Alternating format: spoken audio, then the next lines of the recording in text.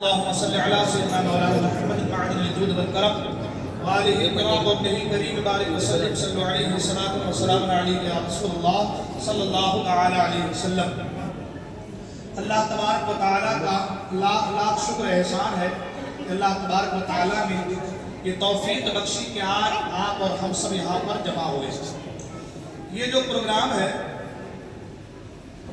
قرآن مجید کو مخارج و صفات کے ساتھ سیکھنے کا، آج ہم اور آپ صرف قرآن مجید کی تاریخ و تدوین کے تعلق سے کچھ باتیں کریں گے، اور جو اس کا پہلا سبق ہے، جو لیکچر ہے انشاءاللہ پہلا، وہ کل سے انشاءاللہ شروع ہوگا۔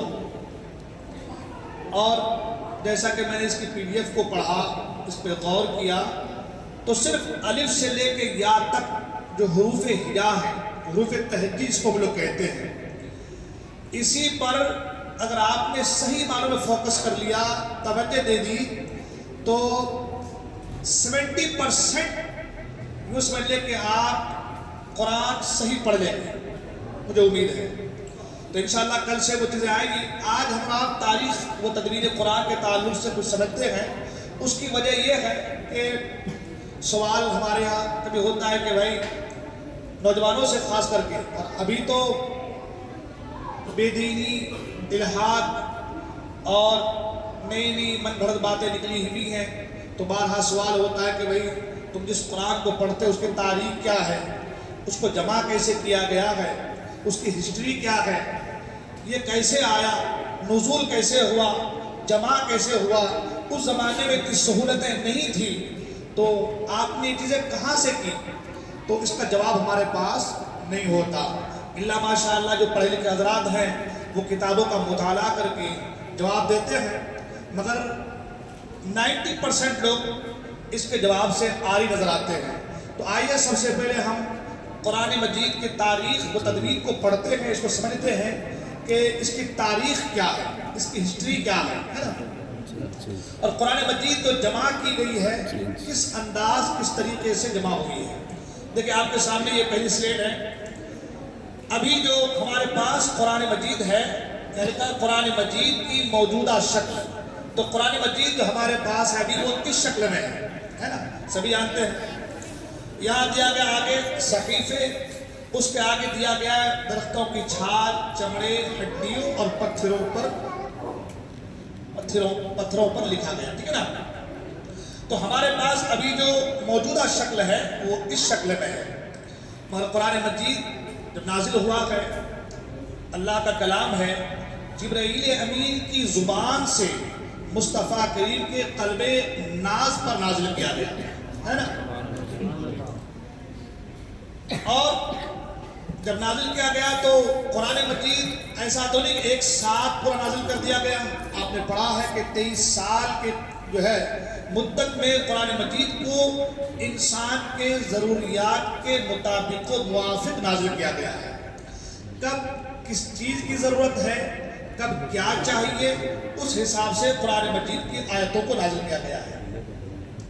اس دور میں درختوں کی چھال پر، چمڑوں پر، ہڈیوں پر، پتھروں پر قرآن مجید کی آیتوں کو لکھا جاتا تھا۔ قرآن مجید کے جو مراحل ہیں وہ 3 مراحل ہیں، انشاءاللہ اس پر آگے سلائڈ آئیں گی، آگے اس میں بڑھائیں گے انشاءاللہ، اس کو اور اس سے دونوں سے ملا کر کے انشاءاللہ میں بتاتا ہوں۔ یہ ایک تعارف ہے قرآن مجید کے تعلق سے کہ قرآن مجید اللہ تعالیٰ کی آخری آسمانی کتاب ہے۔ اللہ نے خود قرآن مجید کی حفاظت کا وعدہ فرمایا ہے، جیسے قرآن مجید میں ہے اِنَّا نَحْنُ نَزَّلْنَا الذِّكْرَ وَإِنَّا لَهُ لَحَافِظُونَ، کہ بے شک ہم نے یہ قرآن مجید کو نازل فرمایا اور ہم ہی اس کی حفاظت کرنے والے ہیں نا؟ نمبر 3 پر فرمایا کہ حفظ کتابت کے ذریعے سے قرآن مجید کی حفاظت ہوئی ہے۔ قرآن کی تدوین 3 مراحل میں مکمل ہوئی۔ آگے اس کی بڑھائیے۔ نزول قرآن اجمالی اور تدریجی۔ قرآن حکیم ماہ رمضان میں نازل ہوا، شب قدر میں قرآن کا ایک بارگی نزول ہوا، لوح محفوظ سے آسمان دنیا بیت العزت تک نزول، یہ نزول اجمالی کہلاتا ہے۔ بس یہیں پہ رکتے ہیں، ہاں اب یہاں سے گفتگو کرتے ہیں۔ دیکھیں یہاں پہ دیا گیا 23 سال میں قرآن تھوڑا تھوڑا نازل ہوا۔ حضرت جبرائیل وحی لے کر کے آتے رہے، حالات و ضرورت کے مطابق آیات نازل ہوئی. یہ نزول تدریجی کہلاتا ہے، ٹھیک ہے نا. 3 مراحل میں سے ہم لوگ جانتے ہیں وہ یہ کہ جامع القرآن حضرت عثمان غنی کی ذات ہے نا، جامع القرآن حضرت عثمان غنی کی ذات ہے. لیکن اگر دیکھا جائے تو جامع القرآن جو ہے سب سے پہلی ذات جسے کہا جائے وہ اللہ کے رسول صلی اللہ تعالی علیہ وسلم کی ذات بابرکات ہے. اس لیے کہ قرآن مجید لوح محفوظ میں جیسا ہے، لوح محفوظ میں جس ترتیب کے ساتھ ہے، جس ترتیب کے ساتھ لوح محفوظ میں ہے، اسی ترتیب سے اس کو رکھنے کا، لکھنے کا حکم کس نے دیا؟ اللہ کے رسول صلی اللہ تعالی علیہ وسلم نے دیا. جیسے کہ آج ہم لوگ پڑھتے ہیں کہ سورہ فاتحہ کے بعد سورہ بقرہ ہے، سورہ بقرہ کے بعد سورہ آل عمران ہے، سورہ آل عمران کے بعد سورہ نساء، پھر سورہ مائدہ. یہ جو ترتیب ہے یہ سب سے پہلے اللہ کے رسول صلی اللہ تعالی علیہ وسلم نے دیا ہے. اللہ کے رسول صلی اللہ علیہ وسلم جب کوئی آیت نازل ہوتی تو فرماتے کہ اس آیت کو فلاں آیت کے بعد رکھو یا اس کے شروع میں رکھو، یہ حکم فرماتے تھے. کوئی صورت کے تعلق سے حکم فرمایا اس صورت کو اس صورت کے بعد رکھا جائے یا اس کے پہلے رکھا جائے. اللہ کے رسول صلی اللہ علیہ وسلم حکم دیا کرتے تھے، اور جیسا حکم دیتے تھے صحابہ کرام ویسے ہی آیتوں کو یا صورتوں کو جو ہے بتدریج کے رکھا کرتے تھے. تو اس سے پتہ یہ چلا کہ جامع القرآن سب سے پہلے اللہ کے رسول صلی اللہ تعالی علیہ وسلم کی ذات ہے. اس مراحل کو توقیفی کہا گیا ہے. اس مراحل کو جو پہلا مرحلہ ہے اس کو توقیفی کہا گیا ہے. اس کے بعد اللہ کے رسول صلی اللہ علیہ وسلم کے وصال کے بعد، دنیا سے پردہ فرمانے کے بعد ایک جنگ جس کا ذکر آ گیا ہے سلیٹ میں ہے آگے دیا گیا ہے کہ تدریجی نزول کی حکمت کیا ہے. اسٹیپ بائی اسٹیپ، ایک کے بعد ایک قرآن کو نازل کرنے میں حکمت کیا ہے. تو یہاں دیا گیا کہ دل مبارک کو مضبوط کرنا مقصود تھا. ایک بار کی نزول بوجھ بن سکتا تھا، ٹھہر کر پڑھنے اور سمجھنے کے لیے عملی رہنمائی حالات کے مطابق ہوتی رہی. تو اسٹیپ بائی اسٹیپ قرآن کو نازل ہونے کے جو ہے یہ حکمتیں ہیں. اور قرآن یہ تو انسان ہے کہ اللہ تبارک و تعالیٰ کے فضل و کرم سے انسان نے قرآن کو اپنے سینے میں سما لیا. ورنہ قرآن کے تعلق سے خود قرآن ہی کہتا ہے، اللہ فرماتا ہے کہ ہم اسے پہاڑ پر نازل کرتے تو پہاڑ بھی اس کے خوف سے ریزہ ہو جاتا، پہاڑ بھی اس کے بوجھ کو برداشت نہیں کر سکتا تھا. یہ اللہ کا کلام ہے. مگر اللہ تبارک و تعالیٰ نے حضرت انسان پر کرم فرمایا کہ آپ کے ہمارے چھوٹے چھوٹے بچوں کے سینوں میں قرآن آج موجود ہے. آگے بڑھائیں سلیٹ کو. نزول قرآن پر قرآن دلائل. رمضان کا مہینہ میں قرآن نازل ہوا، بے شک ہم نے اسے شب قدر میں اتارا، ہم نے اسے ٹھہر کر پڑھا، ہم نے اسے بتدریج نازل کیا جس کا ذکر قرآن موجود ہے. اور آگے بڑھائیں. تدوین اول ہے نا، باعہد رسالت ہے. پورا قرآن نازل ہو چکا تھا ہے نا، سرکار کے زمانے میں پورا قرآن نازل ہو چکا تھا. وحی لکھنے کے لیے کاتب وحی موجود تھے جس پر آپ بارہا تقریر وغیرہ سنتے آ رہے ہیں. آیات مختلف اشیاء پر لکھی جاتی تھی اور مکمل قرآن ایک مصحف کی شکل میں نہ تھا. یہ جو دوسرا مرحلہ شروع ہوا وہ اس کے بعد سے شروع ہوا. آیات مختلف اشیاء پر لکھی جاتی تھی. اب جنگ یمامہ میں جب مسلمہ کذاب کے ساتھ جنگ ہوئی تو اس جنگ میں اگرچہ مسلمانوں کو فتح یابی نصیب ہوئی مگر تقریباً 700 صحابہ و تابعین ملا کر جو حافظ قرآن تھے وہ شہید ہو گئے. 700 صحابہ اور تابعین ملا کر جو حافظ قرآن تھے وہ شہید ہو گئے. جب شہید ہو گئے تو حضرت خزیمہ حضرت عمر فاروق اعظم کی بارگاہ میں آئے اور کہا کہ اے عمر فاروق اعظم، جو حالات نظر آ رہے ہیں، قرآن کیونکہ ایک جگہ جمع نہیں ہے اور پتھروں میں، چمڑوں میں، ہڈیوں میں لکھا گیا ہے اور اگر پورا قرآن ایک جگہ کہیں ہے تو وہ حافظ قرآن نے اپنے سینے میں رکھا ہے. اور اس جنگ میں جس طریقے سے 700 حافظ قرآن شہید ہوئے ہیں، اگر ایسا ہی معاملہ رہا تو کہیں ایسا نہ ہو کہ حافظ قرآن دنیا سے چلے جائیں اور یہ جو پتھروں پر چمڑوں میں لکھا ہوا ہے پھر اسے کہاں تلاش کیا جائے، کوئی آج ادھر سے ادھر نہ ہو جائے. حالانکہ اللہ نے وعدہ فرمایا اس کی حفاظت کا، مگر پھر بھی کہتے ہیں کہ عمل بھی ضروری ہے نا. اللہ تبارک و تعالیٰ جو ہے وہ مسبب اسباب ہے، اسباب پیدا فرمانے والا، قدرت اپنی جگہ ہے، ساتھ ہی ساتھ حکمت بھی ضروری ہے. تو عمر فاروق اعظم کی بارگاہ میں یہ سوال رکھا کہ ایسا کرنا چاہیے کہ اس کو کتابی شکل دینی چاہیے، ان تمام تر چیزوں کو جمع کر کے اسے کتابی شکل دینی چاہیے. عمر فاروق اعظم یہی چیز لے کر کے حضرت ابوبکر صدیق کی بارگاہ میں پہنچے. حضرت ابوبکر صدیق نے منع فرما دیا، کہا کہ جو کام حضور کے زمانے میں نہیں ہوا، حضور نے نہیں کیا، وہ کام ہم کیوں کریں. دیکھیں یہاں سے ایک چیز اور ایک بات اور بتاتی وہ یہ کہ ہر کام حضور کے زمانے میں ہو اور وہ بعد میں نہ ہو، یہ چیز نہیں ہو سکتی، یہ چیز نہیں ہے نا. اگر یہی چیز سمجھا جائے پھر کسی کو تو قرآن مجید حضور کے زمانے میں ایک جگہ جمع نہیں تھا، مطلب کتابی شکل میں نہیں تھا، تو کیا اب جو ہوا ہے یہ شرک و بدعت ہے، کیا چیزیں ہیں؟ خیر یہ توفیق ہے. تو کہنے مطلب ہے کہ ہر چیز حضور کے زمانے میں ہو اور بعد میں نہ ہو یہ ضروری نہیں ہے. خیر تو حضرت ابوبکر صدیق رضی اللہ تعالیٰ نے منع فرما دیا، کہا کہ جو چیز حضور کے زمانے میں نہ ہوئی ہو وہ میں کیسے کر سکتا ہوں، منع فرما دیا. مگر حضرت عمر فاروق اعظم نے سمجھایا کہ دیکھیے یہ الگ بات ہے کہ حضور کے زمانے میں نہیں ہوا، لیکن یہ امت کے لیے بہت بڑا کام ہے کہ ایسا نہ ہو کہ امت جو ہے حفاظ کرام کے دنیا سے چلے جانے کی وجہ سے کشمکش کا شکار ہو جائے. تو باتیں چلتی رہی. القصہ مختصر ہے، اس میں حضرت زید کا بھی ایک واقعہ ہے، تو میں انشاءاللہ کبھی اس کے اوپر گفتگو ہوں گی. عرض یہ کہ پھر حضرت ابوبکر صدیق رضی اللہ تعالیٰ عنہ کے دل کو بھی اللہ نے سے کھول دیا اور آپ نے کہا ٹھیک ہے اس کو جمع کیا جائے. تو تمام تر آیات صحابہ اکرام کی موجودگی میں اس کے لیے ایک صحابہ اکرام کی میٹنگ بیٹھی، اس سے جو ہے کمیٹی بنی اور اس میں جو حفاظ اکرام صحابہ اکرام تھے ان سب کو بلا کر ان سب کو یہ کام دیا گیا جن کے پاس جو آیاتیں تھیں، کسی کے پاس لکڑیوں میں لکھا ہوا، کسی کا پتھروں میں لکھا ہوا، چمڑوں میں لکھا ہوا، کسی کو یاد تھا، جو بھی جس طریقے سے وہ تمام تر آیات کو جمع کر کے ایک کتابی شکل میں اسے ایک جگہ جمع کر دیا گیا.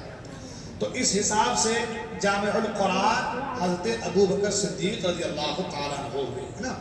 اور کیونکہ حضرت ابوبکر صدیق رضی اللہ تعالیٰ عنہ کو مشورہ دینے والے، ترغیب اور جو ہے اس کی طرف ابھارنے والے حضرت عمر فاروق اعظم تھے، لہذا جامع القرآن حضرت عمر فاروق اعظم رضی اللہ تعالیٰ عنہ بھی ہوئے. اب سوال یہ ہوتا ہے کہ جب یہ دونوں جامع القرآن ہیں تو پھر حضرت عثمان غنی رضی اللہ عنہ کو جامع القرآن کیوں کہا جاتا ہے نا.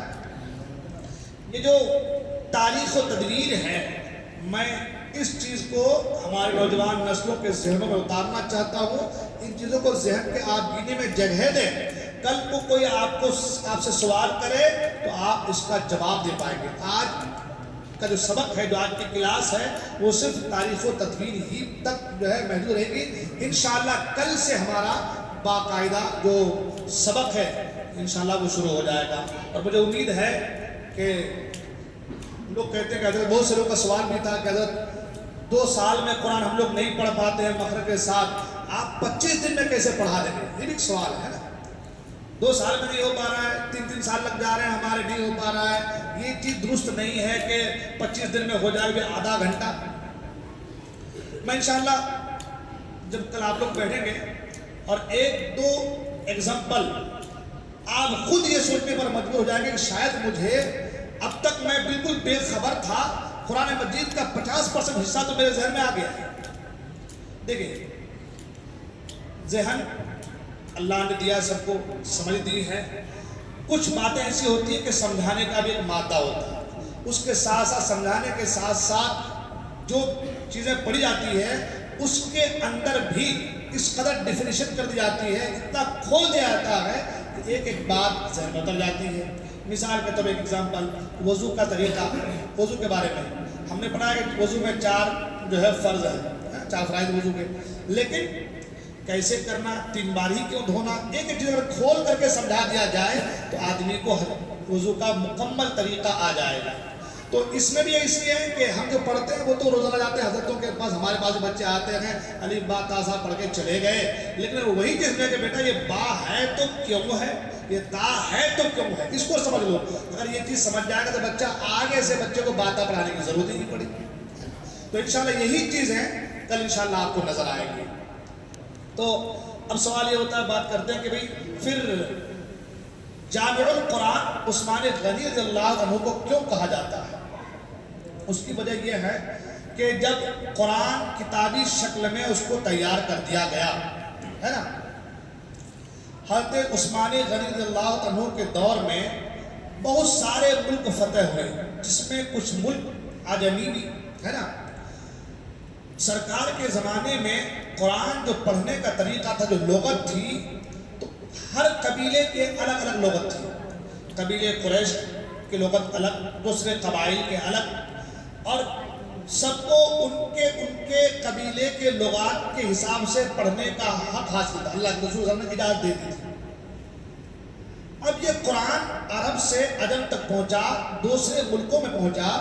جب دوسرے ملکوں میں پہنچا تو صحابہ یہاں سے گئے، جا کر کے تبلیغ کی، آ گئے، دوسرے صحابہ گئے، تو یہ صحابہ مثال کی طرف قریش کے تھے، وہ صحابہ فلاں قبیلے کے تھے۔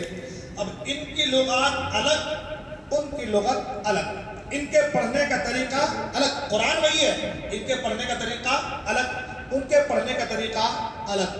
تو ایک صحابی جو ہے حضرت عثمان غنی رضی اللہ عنہ کی بارگاہ میں آئے اور کہا کہ اے امیر المومنین، یہ جو قرآن کو پڑھا جا رہا ہے، سب قبیلے والے اپنے اپنے لغت سے پڑھ رہے ہیں، اس میں امت میں انتشار ہو رہا ہے، کیونکہ میں کہتا ہوں کہ با پڑھیے، آپ کہتے ہیں کہ بے ہمارے حضرت نے پڑھایا ہے، تو میرا طریقہ الگ ہے، آپ کا طریقہ الگ ہے، حرف وہی ہے، حرف جو ہے وہی ہے، مگر میں کہتا ہوں کہ با پڑھیے، آپ کہتے ہیں کہ نہیں بے پڑھیے، تو حرف تو وہی ہے، پڑھانے کا طریقہ لغت جو ہے وہ الگ ہے، مختلف ہے۔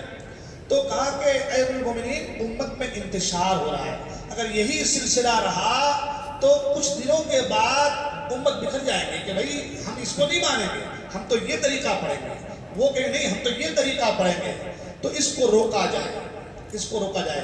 تو حضرت عثمان غنی نے کیا کیا، جو تمام صحابہ کرام مل کر کے جو کتابی شکل دی تھی، اس کی اوریجنل کاپی حضرت حفصہ رضی اللہ عنہا کے گھر میں موجود ہے نا، اوریجنل کاپی جو ہے حضرت حفصہ رضی اللہ عنہا کے گھر میں موجود تھی۔ حضرت عثمان غنی نے کیا کیا، جتنے بھی وہ جو کتابی شکل میں قرآن موجود تھا، جہاں جہاں گیا ہوا تھا، ہر جگہ سے ان کو منگا لیا گیا۔ سب کو منگا لینے کے بعد اور پھر جتنے صحابہ جو حفاظ کرام تھے، سب کو بٹھا کر کے اوریجنل کاپی بلا کر کے کہ دیکھیے یہ جو اوریجنل کاپی ہے یہ کیا ہے۔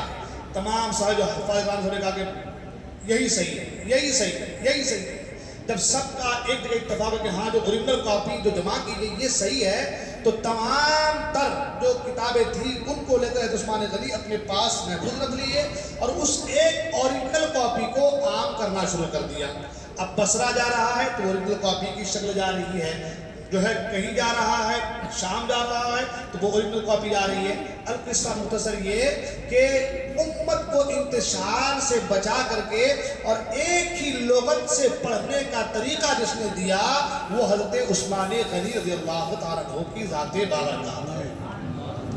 اس لیے حضرت عثمان غنی عنہ کو جامع القرآن کہتے ہیں، اور یہ اظہار تشکر ہے، ان کا شکریہ ہے کہ انہوں نے امت کو بکھرنے سے بچایا۔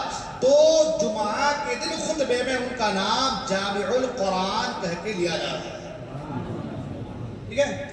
تو یہ تاریخ و تدوین ہے قرآن مجید کے حوالے سے۔ ہم لوگ آگے بڑھتے ہیں، سلائڈ بڑھیں آگے۔ یہ جو بھی بات کی گئی جمع قرآن کی تدوین، حضرت عمر فاروق اعظم کو قرآن کے ضائع ہونے کا اندیشہ ہوا، جمع قرآن کی تجویز پیش کی گئی، حضرت ابوبکر صدیق رضی اللہ عنہ سے مشاورت کی گئی۔ آگے بڑھائیں۔ دیکھیے حضرت ابوبکر صدیق رضی اللہ عنہ نے ابتدائی طور پر تردد کیا، مطلب کہ حضور نے نہیں کیا تو ہم کیوں کر سکتے ہیں، ہم کیوں کریں؟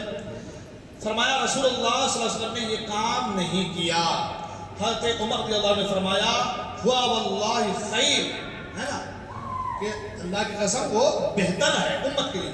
بالآخر طویل مشاورت کے بعد جمع قرآن کا عظیم فیصلہ ہوا۔ آگے بڑھائیں سلائڈ۔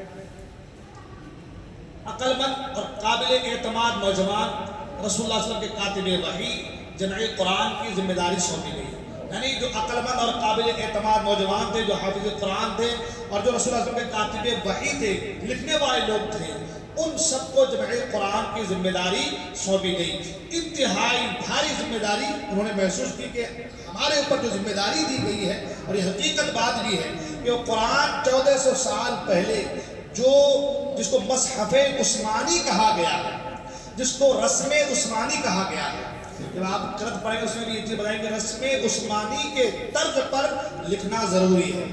ہاں تو جو رسم عثمانی ہے، جو مصحف عثمانی ہے، وہ آج تک ہے اور وہی چیز پڑھنی ہے، وہی لکھنا ہے، اس کے علاوہ ہم دوسرا نہیں لکھ سکتے۔ تو یہ بہت بھاری ذمہ داری تھی جو انہوں نے اٹھایا بھی، اور ماشاءاللہ اس کام کو پائے تکمیل تک پہنچایا بھی۔ اگلی سلائڈ۔ فرمایا کہ حضرت زید رضی اللہ عنہ کا رد عمل، فرمایا کہ اس کام کو پہاڑ اٹھانے سے زیادہ مشکل ہے۔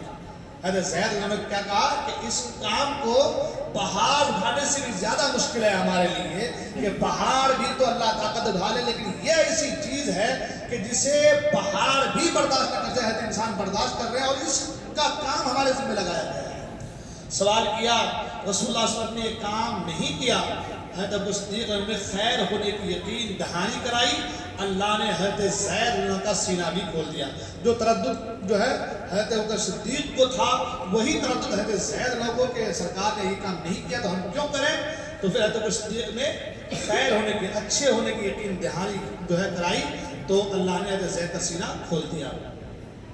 سورہ توبہ کی آخری آیت، آخری دو آیات، لقد جاءت رسول من انفسکم سے آخر تک ایک صحابی کے پاس گئی، حضرت ابو خزیمہ انصاری کے پاس تھی۔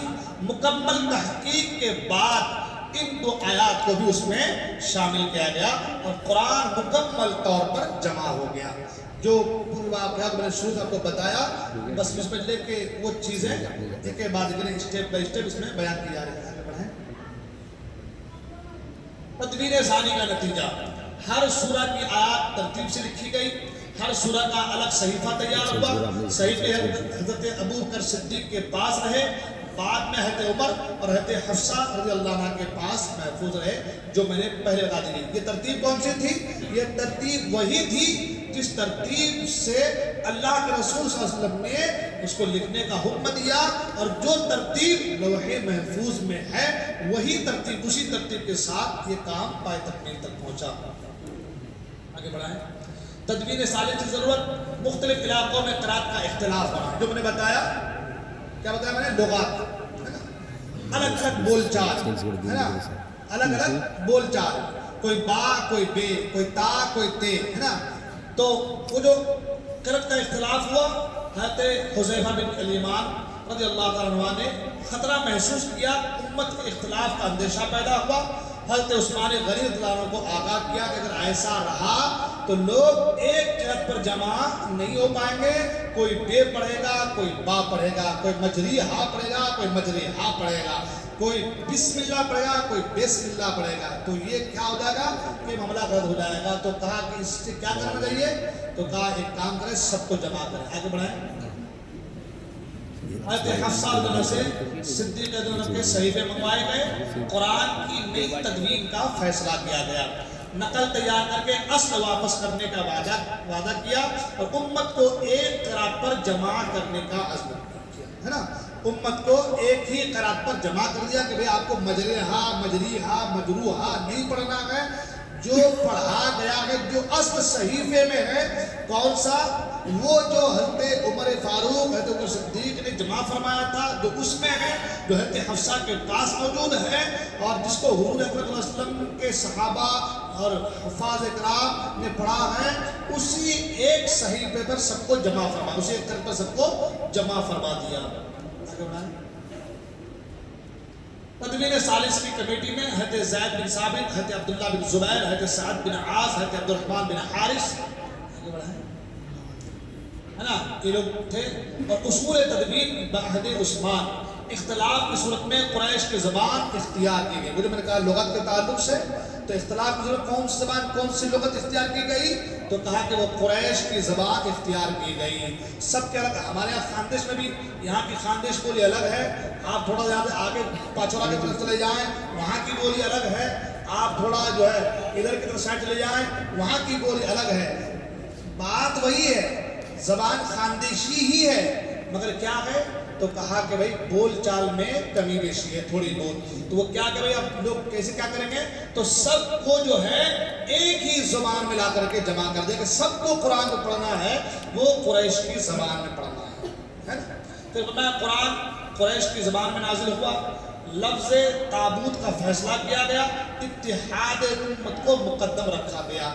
یہ چیزیں ایسی ہیں جو اس وقت جو کمیٹی جس کا ذکر پہلے ہوا پہلے سلائیڈ میں، کمیٹی والے سب بیٹھ کر کے بھئی یہ تابوت کو کیا پڑھنا چاہیے، اس کا کیا حکم ہوگا، وہ تابوت میں رکھنا چاہیے، کیا کرنا چاہیے، وہ ساری چیزوں کا ذکر جو ہے کر کے ایک جگہ سب کو جمع کر کے اتحاد امت جس چیز میں اتحاد ہو جائے کہ بھئی کون سا طریقہ اختیار کرنا چاہیے، اسی طریقے پر یہ سارے کام کرائے گئے۔